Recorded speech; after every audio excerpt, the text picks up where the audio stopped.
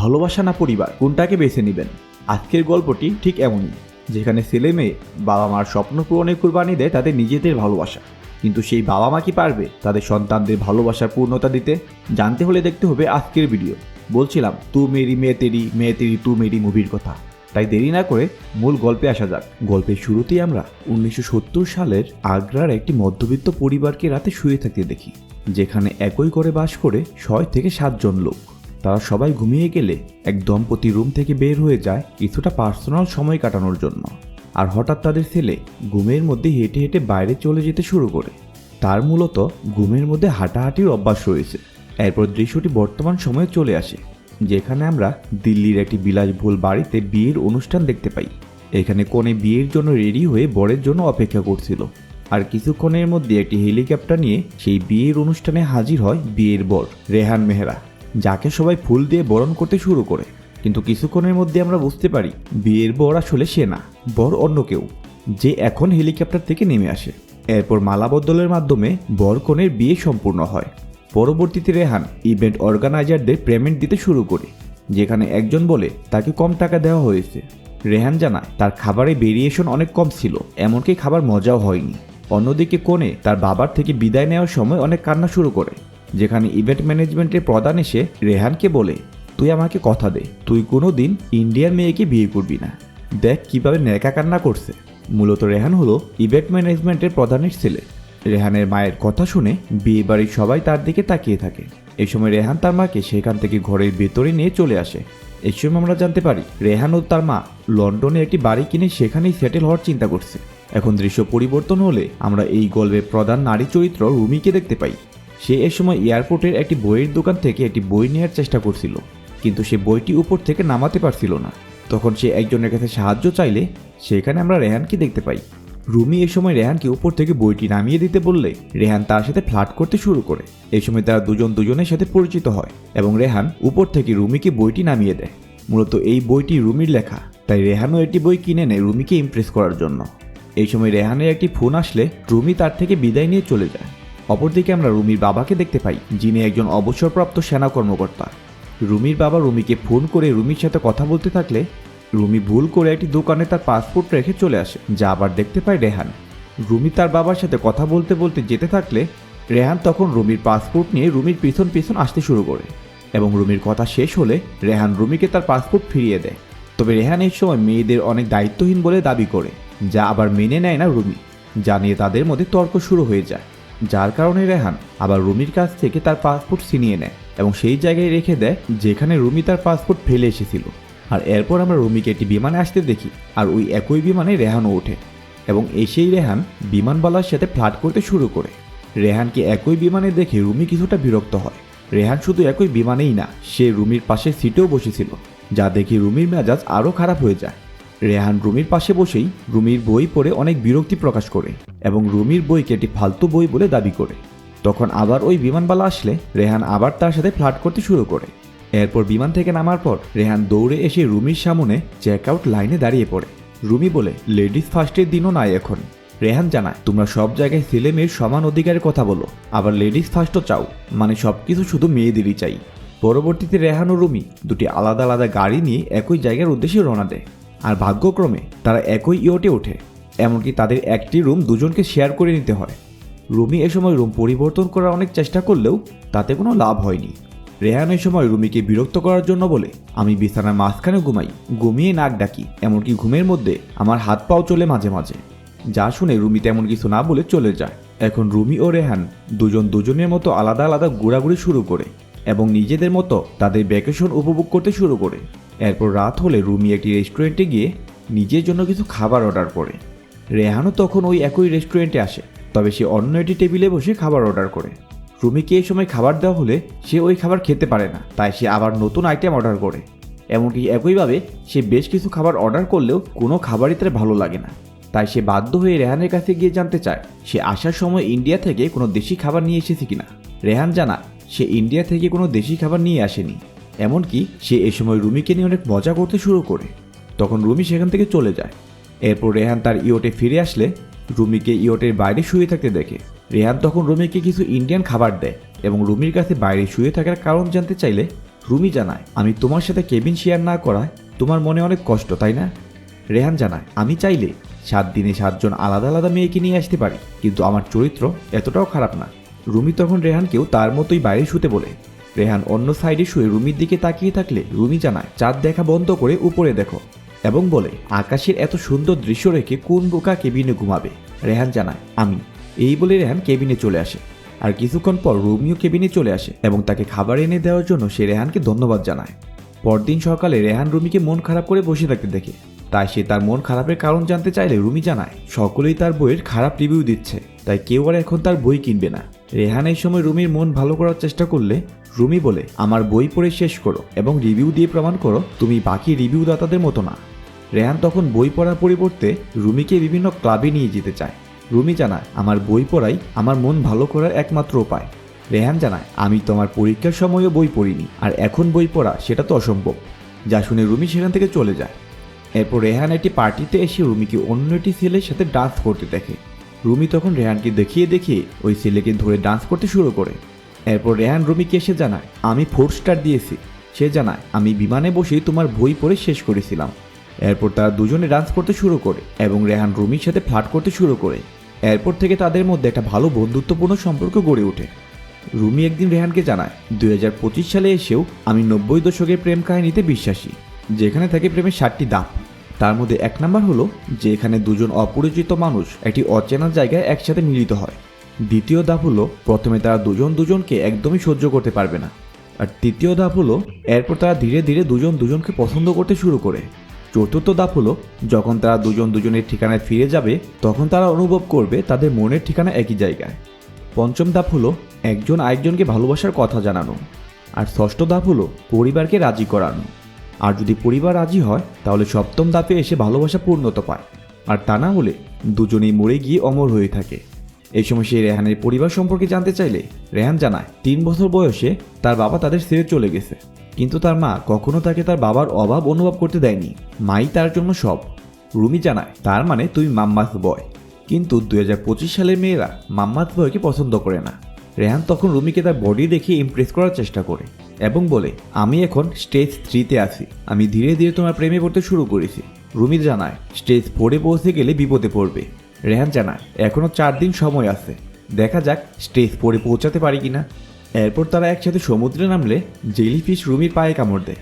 এই সময় ব্যথায় রুমি কান্না করতে শুরু করে এবং রেহানকে তার জন্য কিছু করতে বলে। রেহান জানায়, এই জায়গায় এই পরিস্থিতিতে আমার একটি কাজের কথাই মনে পড়ছে, যা আমি একটি মুভিতে দেখেছিলাম, আর তা হলো ওই আক্রান্ত স্থানে হিসু করা। যা শুনে রুমি প্রথমে নাক ছিটকালেও পরবর্তীতে রেহানকে তাই করতে বলে। তবে রেহান তখন একটি মলম রুমি সেই আক্রান্ত স্থানে লাগিয়ে দেয়।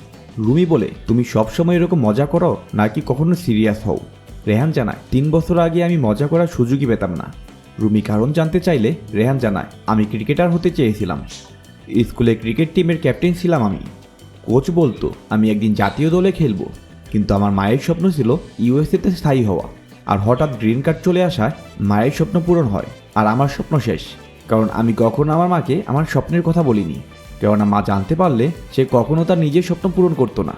বাবা মা তো আমাদের জন্য কত কিছুই করে, তাই সন্তান হিসাবেও আমাদের তাদের জন্য কিছু করার আছে। এরপর রেহানের মা ফোন করলে রেহান রুমিকে তার সাথে পরিচয় করিয়ে দেয়। এমনকি রেহান এই সময় রুমিকে প্রপোজ করে, কিন্তু রুমি কোনো রিপ্লাই দেয় না। অপরদিকে রাতে রুমির বোন রিয়ার সাথে তার বয়ফ্রেন্ড দেখা করতে আসলে তারা বাড়ির মেন দরজা খোলা রেখে চলে আসে। আর রুমির বাবা ঘুমের মধ্যে হেঁটে হেঁটে বাড়ি থেকে বের হয়ে চলে যায়। রুমির বাবাই সেই ছেলে যাকে আমরা গল্পের শুরুতে দেখেছিলাম। আর এই সময় রুমির বাবা রাস্তায় একটি গাড়ির সাথে অ্যাক্সিডেন্ট করে। পরবর্তীতে রিয়া তাকে হসপিটালে নিয়ে আসে। মূলত ওই ছেলের সাথে রিয়ার বিয়ে ঠিক হয়েছে। বিয়ের পর তারা কানাডা চলে যাবে, কিন্তু রুমি এসবের কিছুই জানতো না। আর এখন এসব জানার পর সে অনেক আপসেট হয়ে পড়ে। তখন রেহান এসে রুমিকে জানা, আমি আমাদের ব্যাগ প্যাক করে নিয়েছি, 30 মিনিটের মধ্যে আমরা রওনা দিব। রুমি জানা, ট্যুর শেষ হতে এখনো 2 দিন বাকি, তুমি এখনই কেন চলে যাবে? রেহান জানায়, ইন্ডিয়া গিয়ে বাকি 2 দিন কাটাবো, আর তাছাড়া তোমার বাবার সাথেও দেখা করা যাবে। কোনো কিছু না ভেবেই আমাকে ভালোবাসার কথা বলা, ইন্ডিয়াতে গিয়ে বাবার সাথে দেখা করা, এইসব এখানেই বন্ধ করো। আর আমার বাবার সাথে দেখা করে তুমি কি করবে? আমাদের বিয়ের কথা বলবে? রেহান বলে, হ্যাঁ। রুমি জানায়, আমাদের দেখা হয়েছে মাত্র 10 দিন। রেহান জানায়, বিয়ের আগে আমার বাবা মার 10 বছরের সম্পর্ক ছিল, কিন্তু বিয়ের পর তারা 2 বছরও একসাথে থাকতে পারেনি। আসলে সম্পর্কে সময় কোনো বিষয় না, কিন্তু রুমি জানায় আমার পক্ষে তোমাকে বিয়ে করা সম্ভব না, কারণ রিয়ার বিয়ে ঠিক হয়ে গেছে। বিয়ের পর রিয়া কানাডা চলে যাবে, আর আমিও যদি দেশের বাইরে চলে যাই তাহলে বাবাকে কে দেখবে। এইসব বলে রুমি রেহানকে দেখে একাই চলে যায়। পরবর্তীতে রুমিকে আমরা তার বাড়িতে তার বাবার সাথে দেখতে পাই। রিয়া এই সময় তার বাবাকে তাদের সাথে কানাডা যেতে বললে তার বাবা এতে রাজি হয় না।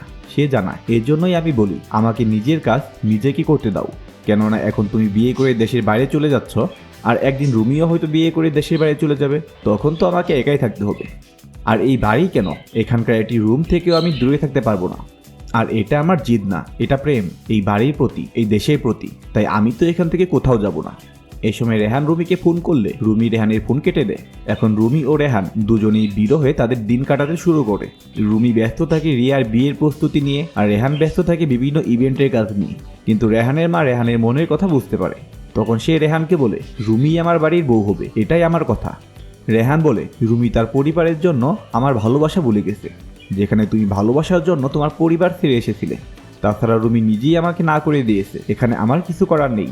রেহানের মা বলে রুমি বললো আর তুই মেনে নিলি? রেহান বলে তাহলে আমি কি করব?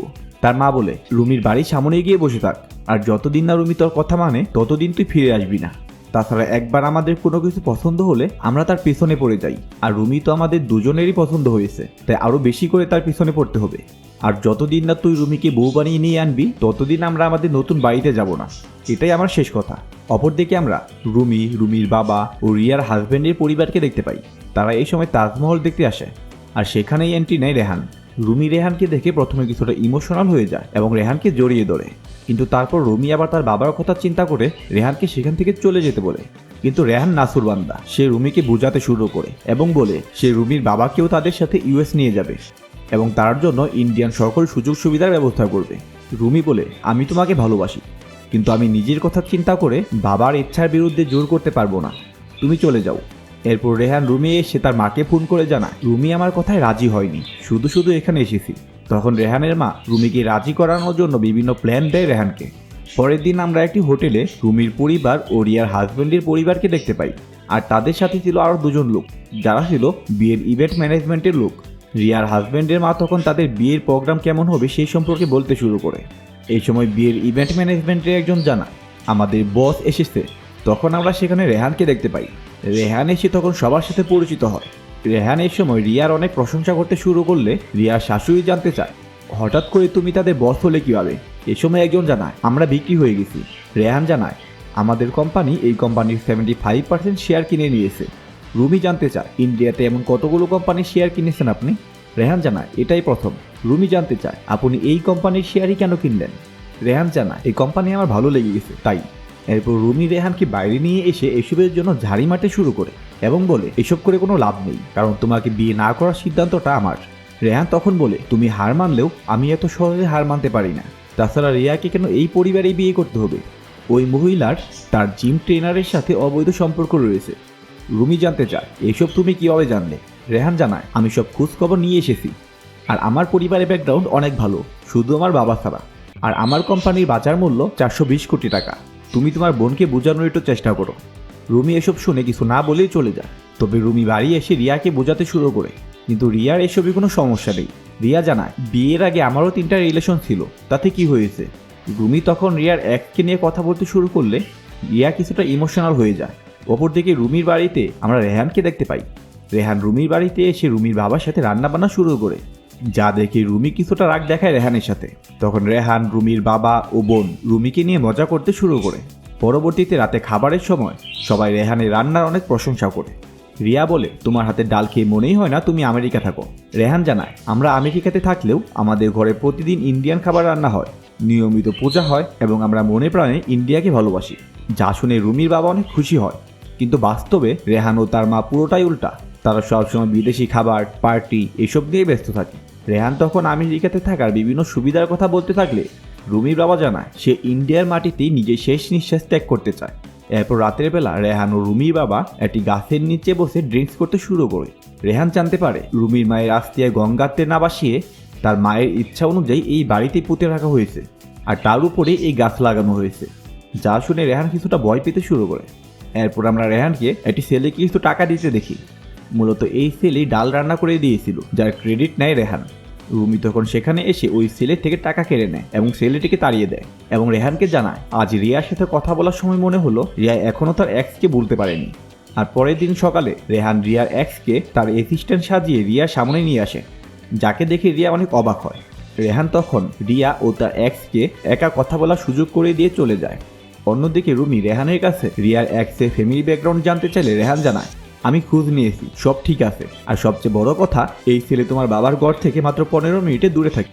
এই সময় রুমির বাবা এসে জানায় বিয়ের কুণ্ডলী নিয়ে একটা সমস্যা হয়েছে, যা শুনে রেহান কিছুটা খুশি হয়। রেহান ভাবে তাদের কুণ্ডলী মিলেনি, কিন্তু পুরোহিত জানায় কুণ্ডলী আরও ভালোভাবে মিলেছে, কিন্তু 2 সপ্তাহ পর বিয়ে হবে না। রেহান বলে তার মানে বিয়ে পিছিয়ে গেছে। তখন একজন জানায় না, বিয়ের সময় এগিয়ে আনতে হবে, আর এখন আমাদের হাতে মাত্র 5 দিন সময় আছে। কিন্তু বিয়ে এগিয়ে আনতে রিয়ার শাশুড়ি রাজি না, এমনকি সে রুমির বাবাকে কিছুটা অপমান করে কথা বলতে শুরু করে। তখন রেহান জানায় বিয়ে 5 দিন পরেই হবে, কারণ বিয়েতে যত লোক কম হবে মজা তত বেশি হবে। রেহানের কথায় রিয়ার স্বামীও সম্মতি প্রদান করে। পরবর্তীতে আমরা রিয়ার বিয়ের সঙ্গীত অনুষ্ঠান দেখতে পাই, যেখানে সকলেই অনেক নাচ গান করে। আর হঠাৎ সেখানে এসে হাজির হয় রেহানের মা। রেহানের মাও তখন সঙ্গীতের অনুষ্ঠানে অংশ নেয়। এরপর রাতে রুমির বাবা ও রেহান ড্রিঙ্কস করতে করতে ক্যারাম খেলতে শুরু করে। এই সময় রুমির বাবা রেহানকে জানায় রুমিকে তোমার কেমন লাগে? রেহান জানায় তাকে তো আমার অনেক ভালো লাগে। রুমির বাবা জানতে চায় তুমি কি রুমিকে বিয়ে করবে? রেহান জানায় এই জন্যই তো আমি এখানে এসেছি। রেহান আরও জানায় কুরেশিয়াতেই আমাদের দেখা হয়েছিল, সেখান থেকেই আমরা দুজনকে পছন্দ করি। বিয়ে করতে চেয়েছিলাম আমি রুমিকে, কিন্তু রুমি আমাকে না করে দিয়েছে, কারণ 2 বোন বিয়ে করে দেশের বাইরে চলে গেলে আপনাকে দেখাশোনা কে করবে? আর তখনই সেখানে মাতাল অবস্থায় হাজির হয় রেহানের মা। রেহানের মা তখন জানায় আপনি বলেন আমেরিকাতে যেতে আপনার কি সমস্যা? রেহান এই সময় তার মাকে থামানোর চেষ্টা করলে রেহানের মা রেহানকে কথা না বলার জন্য কসম দেয়। এরপর রেহানের মা রুমি বাবাকে বলে আপনি যদি ইন্ডিয়াতে যেতে না চান তাহলে আমরা আপনাকে বৃদ্ধাশ্রমে ভর্তি করে দেব, আর তা না হলে আপনি মরে যান। যা শুনে রুমি অনেক রেগে যায় এবং রেহানের মায়ের সাথে উত্তেজিত হয়ে কথা বলতে শুরু করে। এটা দেখে আবার রেহান রুমির উপর রেগে যায়। এই সময় রেহান ও রুমির মধ্যে তর্ক শুরু হয়ে যায়। রুমি এক পর্যায়ে রেহানকে বাড়ি থেকে বের হয়ে যেতে বলে। রুমির বাবা রুমিকে থামায় এবং বলে আমার আমেরিকা যেতে কোনো সমস্যা নেই, আমি আমেরিকা যেতে প্রস্তুত আছি, এবং রেহানের মায়ের কাছে মাপ চাইতে বলে এবং বলে আমার অতীতের জন্য নিজের ভবিষ্যৎ নষ্ট করিস না। কিন্তু রেহান তখন বিয়ে করতে অস্বীকার করে। রেহান জানায় যে আমার মায়ের সাথে এইভাবে কথা বলতে পারে তাকে বিয়ে করার কোনো প্রশ্নই ওঠে না। এই বলে রেহান তার মাকে নিয়ে চলে যেতে চাইলে রুমির বাবা হঠাৎ অসুস্থ হয়ে পড়ে। তখন সবাই মিলে রুমির বাবাকে হসপিটালে নিয়ে আসে। এই সময় রেহানের মা রেহানকে বলে মাকে অন্ধভাবে ভালোবাসার কোনো দরকার নেই, তুইও জানিস আমার ভুল ছিল। রেহান জানায় রুমির বাবার মরে যাওয়ার কথা আমার কাছেও ভালো লাগেনি। তখন রেহানের মা রুমির কাছে ক্ষমা চাইলে রুমিও রেহানের মায়ের কাছে ক্ষমা চায়। এরপর ডাক্তার এসে জানায় সকালে প্রেশারের ওষুধ না খাওয়ার কারণেই রুমির বাবা অসুস্থ হয়ে পড়েছে। এই সময় রেহান রুমির কাছে আসলে রুমি জানায় আজ আমরা সবাই বাবার কাছে ছিলাম, তাই আমরা বাবাকে সময় মতো হসপিটালে নিয়ে আসতে পেরেছি। আর আমেরিকা যাওয়ার কথা বাবা তার ইচ্ছার বিপক্ষে বলেছে, তা সবাই জানে। আমাদের উচিত বাবা মার জন্য কিছু স্যাক্রিফাইস করা। এই সময় রেহান রুমিকে সাপোর্ট করে। এরপর রুমির বাবার জ্ঞান ফিরে আসলে সে রেহানকে বলে আমি রুমিকে বুঝাবো, আর আমিও আমেরিকা যাওয়ার জন্য প্রস্তুত। রেহান জানায় তার কোনো দরকার নেই, আর আপনি আমাকে কথা দিন 100 বছর মিল হওয়ার আগে আপনি মরবেন না। রুমির থেকে আমি এখন আপনাকে বেশি ভালোবেসে ফেলেছি। আপনার মধ্যে আমি আমার বাবাকে খুঁজে পেয়েছি। পরবর্তীতে আমরা রিয়ার বিয়ের অনুষ্ঠান দেখতে পাই। এই সময় রেহান আমেরিকা চলে যায় এবং রুমির বাবা রুমিকে বিয়ের জন্য রাজি করানোর চেষ্টা করে। সে জানায় আমি আমেরিকাতে যাওয়ার জন্য প্রস্তুত। অপরদিকে রেহানের কষ্ট দেখে রেহানের মা রেহানের কাছে ক্ষমা চায় এবং কান্না করতে থাকে। এরপর রেহানের মা রেহানকে বলে তুই রুমিকে বিয়ে করে ইন্ডিয়াতে সেটেল হ, কারণ রুমির থেকে ভালো মেয়ে তুই কোথাও পাবি না। কিন্তু রেহান এতে রাজি হয় না। তখন রেহানের মা জানায় তাহলে আমিও চলে যাব তোর সাথে ইন্ডিয়াতে, এবং রেহানকে এই কাজ করতে কসম দেয়। অন্যদিকে একটি প্রোগ্রামে রুমি সকলের সামনে তার নিজের লেখা বই পড়ে শোনায়, যেখানে একটি ছেলে রুমির লেখার অনেক প্রশংসা করে এবং রুমিকে বিয়ের প্রস্তাব দেয়। আর তখনই সেখানে এসে হাজির হয় রেহান। রেহানকে দেখে রুমি কিছুটা অবাক হয়। অন্যদিকে রেহানের মা এসে রুমির বাবার সাথে দেখা করে, সেও কিছুটা অবাক হয়ে যায়। এই সময় রেহান রুমিকে কিছু ইমোশনাল কথা বলতে শুরু করে এবং বলে আমি ও মা তোমাদের সাথে থাকার জন্য চলে এসেছি। এরপর রেহান রুমিকে হাঁটু গেড়ে প্রপোজ করে এবং রুমিও রাজি হয়ে যায়। আর এর মাধ্যমেই মুভিটির গল্প শেষ হয়। গল্পটি কেমন লাগলো তা কমেন্ট বক্সে জানাবেন। আর এই ধরনের দারুণ দারুণ সব মুভির গল্প শুনতে চ্যানেলটি সাবস্ক্রাইব করে সাথেই থাকবেন। ধন্যবাদ।